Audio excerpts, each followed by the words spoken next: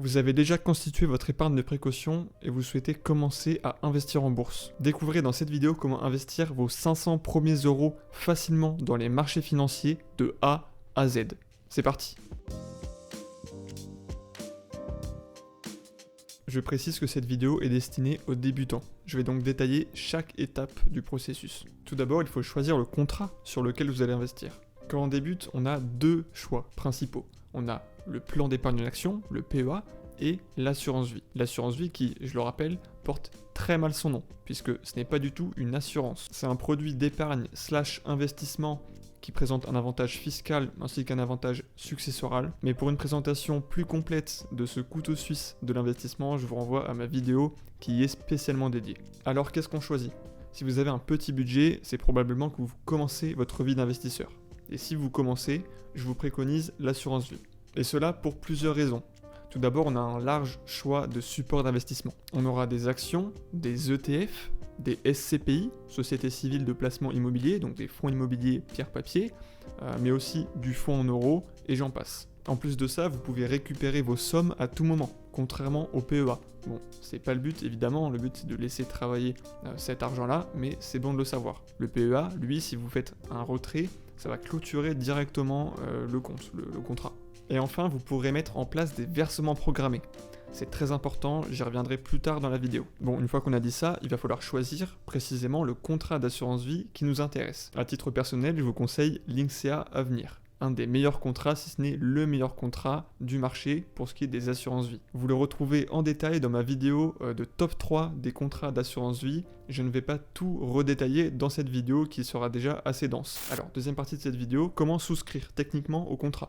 C'est pas la partie la plus marrante, mais si vous avez des difficultés ou que vous savez tout simplement pas souscrire au contrat en ligne, je vais vous montrer étape par étape comment ça se passe. Alors une façon très simple, c'est de m'envoyer par mail, mon mail est dans la description de la vidéo, votre nom et prénom, et je vous renverrai dans les 24 heures un lien directement pour souscrire au contrat, donc Linksea Avenir, avec 30 € de bonus d'ouverture. C'est quand même mieux que rien. Évidemment, vous pouvez aussi souscrire directement sur le site de Linksea, au même contrat, simplement vous n'aurez pas du coup le bonus d'ouverture de 30 €. Une fois après avoir cliqué sur souscrire en ligne, vous cliquez sur démarrer mon projet. Vous allez devoir répondre aux différentes questions permettant à Linksea de mieux vous connaître. Une assurance vie, voilà, typiquement, c'est pour placer efficacement ses économies, avec un horizon plutôt long-termiste. Somme initiale, j'ai mis 500 € puisque c'est l'objet de cette vidéo. Bref, je vais pas tout vous montrer ici, vous répondez en fait comme vous voulez à toutes leurs questions. Ça prend 2-3 minutes et ça n'a de toute façon pas grande importance, peu importe les réponses que vous allez mettre ici. Une fois cela fait, Linksea va vous proposer leurs recommandations. Alors, peu importe ce que c'est, vous faites poursuivre ma souscription. Et là, évidemment, il faudra se créer un compte de façon classique, avec un email et un mot de passe. Vous rentrez donc les informations et vous cliquez sur créer mon compte. Vous aurez ensuite un code de validation par email à rentrer pour vérifier que c'est bien vous et ce sera bon. Ensuite, Linksea vous pose encore quelques questions, répondez ce que vous voulez jusqu'à que ça soit terminé. Là, ils vous proposeront donc un contrat. Moi, mon conseil, c'est le contrat, comme je vous ai expliqué juste avant, Linksea Avenir.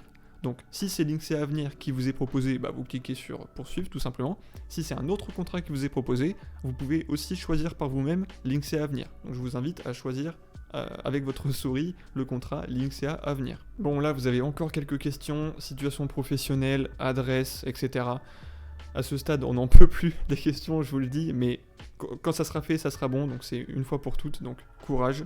Et vous inquiétez pas, pour toutes les questions ouvertes où on vous demande ce que vous connaissez, etc., il n'y a pas de bonne ou de mauvaise réponse. Je crois pas qu'il y ait de bonnes ou de mauvaises situations. Voilà, répondez ce que vous voulez, vous pourrez de toute façon, par la suite, ne pas suivre le conseil de Linksea. Par contre, ensuite, normalement, maintenant, on vous demande si vous voulez mettre en place ou non des versements programmés.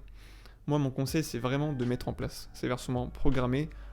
Je vais vous expliquer pourquoi, mais c'est ça qui va vraiment faire la différence. Évidemment, seulement si vous avez la possibilité, la capacité d'épargne mensuelle de véritablement verser cet argent tous les mois. Parce qu'en fait, ça sert à rien de verser une fois 500 €, puis plus rien. Même si le marché fait x2, donc autrement dit que la valeur des actions, par exemple, que vous avez acheté double, ce qui met évidemment beaucoup de temps à arriver, vous aurez gagné du coup 500 €. Sans compter en plus l'imposition.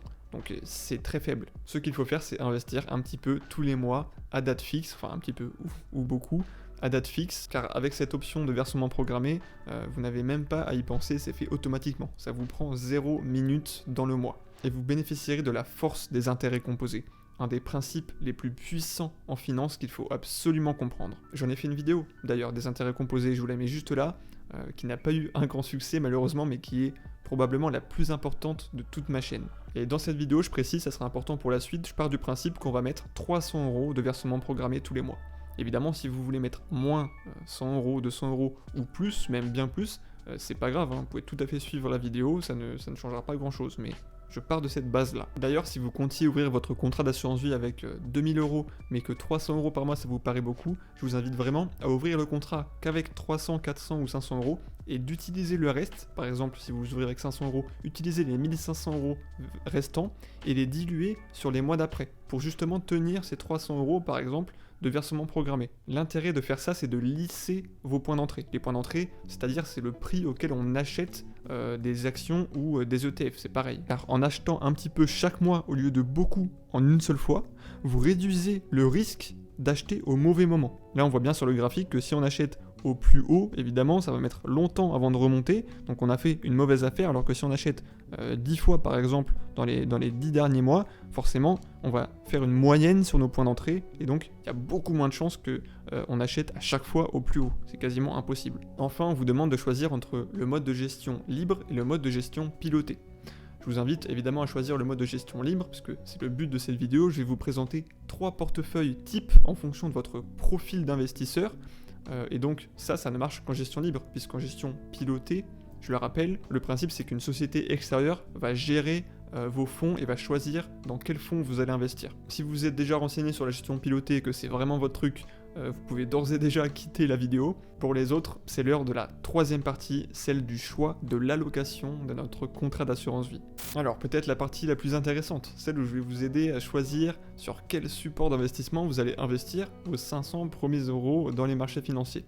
Alors petit rappel rapide de ce qu'on peut trouver dans un contrat d'assurance vie. Déjà, on a le fonds en euros. C'est un fonds qui est entièrement garanti en capital, en tout cas celui que je vais vous présenter. Maintenant, ça se fait de moins en moins, mais celui que je vous présente, il est garanti en capital à 100%, donc comme les livrets. On a ce qu'on appelle les unités de compte. Alors, les unités de compte, c'est quoi? Ça peut être, par exemple, des fonds classiques, donc des paniers regroupant plusieurs actions d'entreprise donc qui ont été choisies par une société de gestion.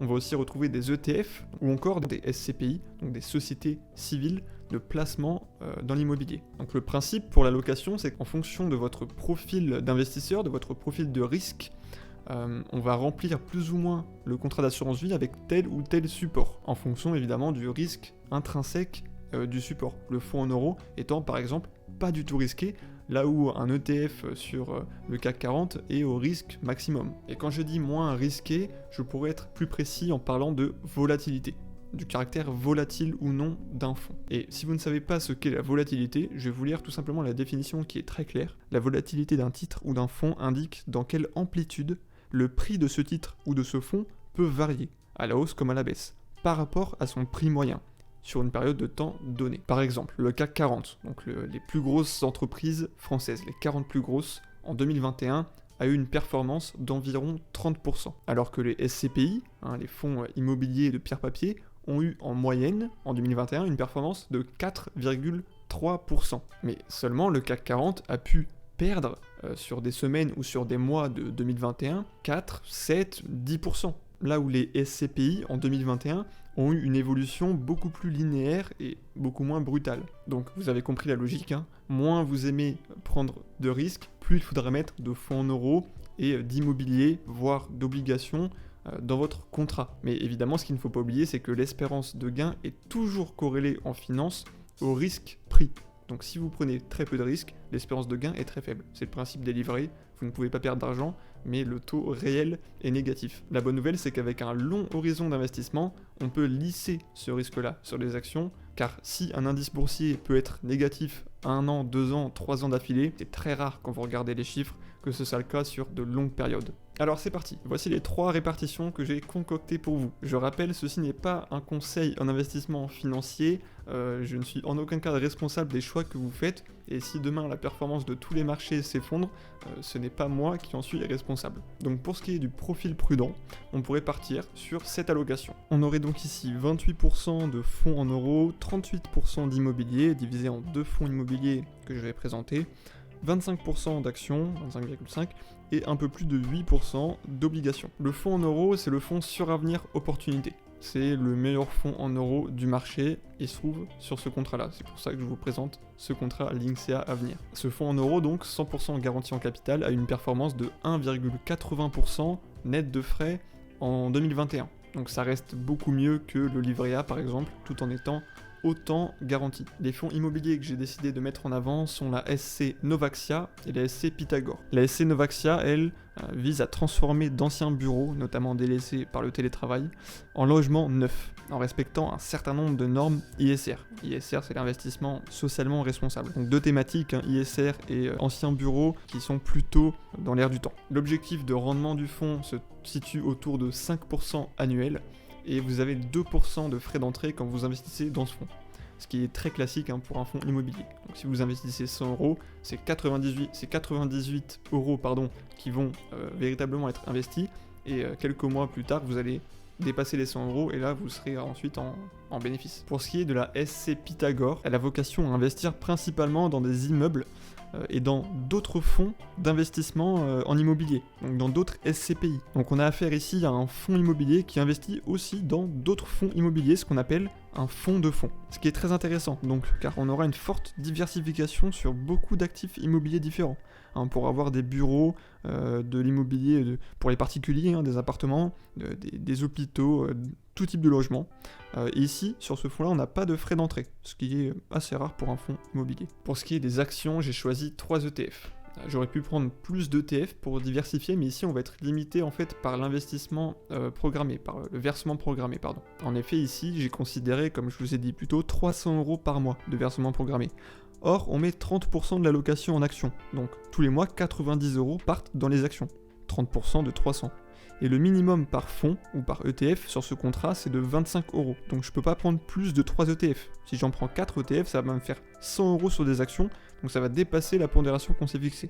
Donc on est limité à 3 ETF tout simplement. J'ai choisi sur ce profil, pour nos 90 euros d'actions mensuelles, d'investir 30 euros sur un ETF CAC 40, donc les actions françaises, 30 euros sur un ETF Monde, qui va investir dans toutes les actions de grosses entreprises mondiales, donc ça peut être l'Europe, les États-Unis, mais aussi les pays émergents dans une moindre mesure, avec l'Amérique latine, l'Asie, l'Afrique, l'Europe de l'Est, etc. Et un ETF que j'aime beaucoup, vous le savez, spécialisé sur les 500 plus grosses entreprises américaines, donc le S&P 500.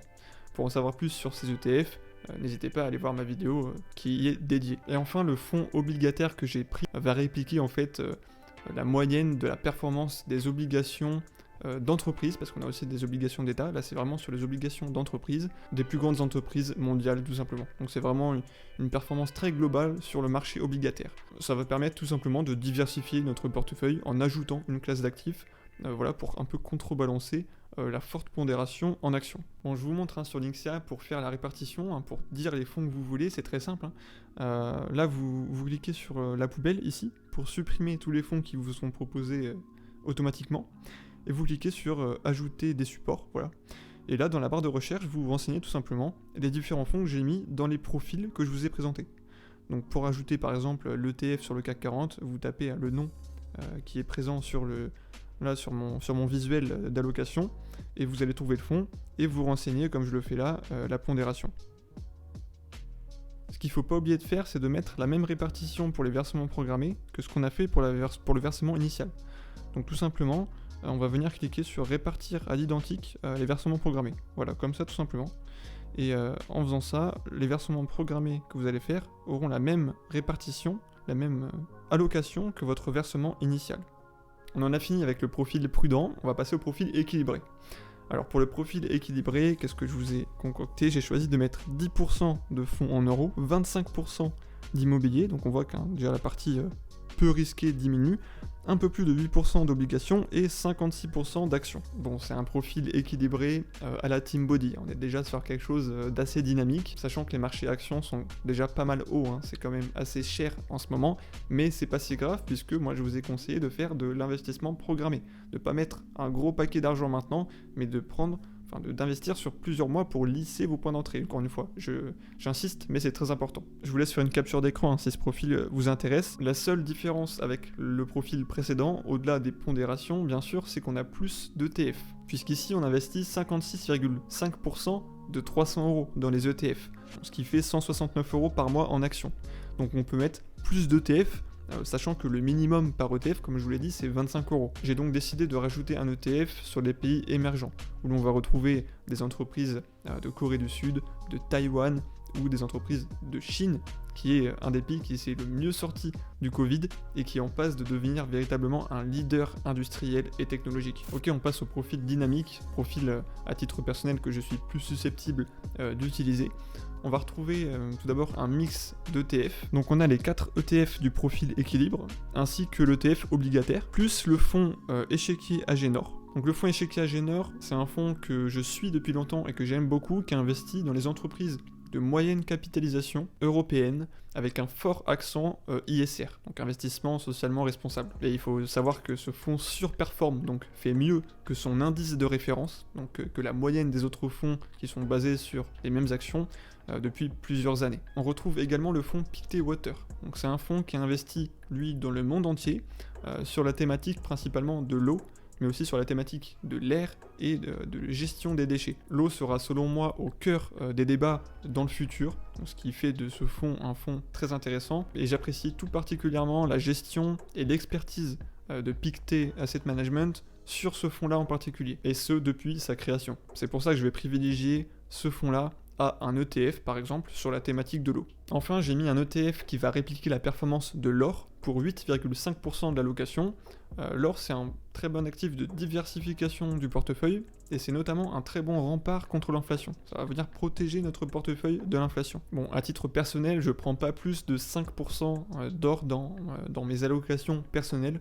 C'est juste que là, avec les versements programmés, on va être limité. On ne peut pas faire moins de 8,5% pour le même problème que je vous ai exposé tout à l'heure, qui est qu'on doit avoir minimum 25 € par support en versement programmé. Or, si je mets 5%, donc 5% de 300 €, ça me donne 15 €. Donc c'est en dessous de 25, je ne peux pas.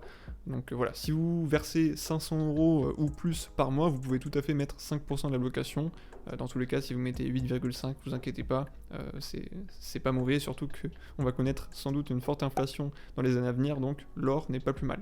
Une fois l'allocation choisie et validée, on vous demandera quelques pièces justificatives supplémentaires, telles que votre pièce d'identité, un justificatif de domicile ou encore un RIB, et vos données bancaires qui vont servir à prélever le versement initial et les versements programmés. Bien sûr, tout se fait électroniquement, donc c'est très rapide et pas contraignant. Vous pourrez ensuite signer les différents documents de souscription par mail, hein. Il suffit de cocher 2 ou 3 cases, ça prend 5 minutes. Franchement, c'est bien moins compliqué qu'avec le papier.